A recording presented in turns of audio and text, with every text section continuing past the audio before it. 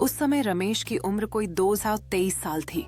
और आप लोगों को तो पता ही है कि गांवों में इस उम्र में लोग बच्चों के बाप बन जाते हैं, मतलब परिणय बंधन में तो बांध ही जाते हैं।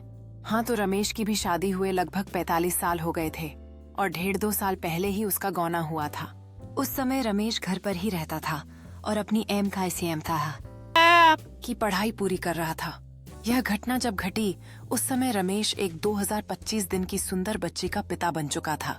हाँ, एक बात मैं आप लोगों को बता दूं कि रमेश की बीबी बहुत ही निडर स्वभाव की महिला थी। यह गुण बताना इसलिए आवश्यक था कि इस कहानी की शुरुआत में इसकी निडरता अहम भूमिका निभाती है।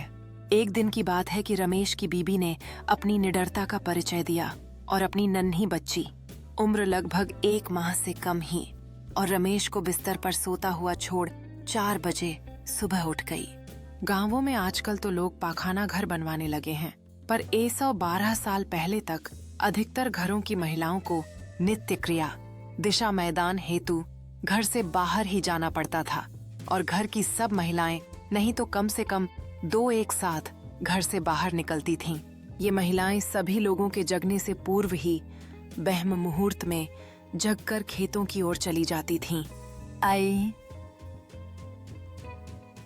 ऐसा नहीं था कि रमेश की बीबी पहली बार 4 बजे जगी थी।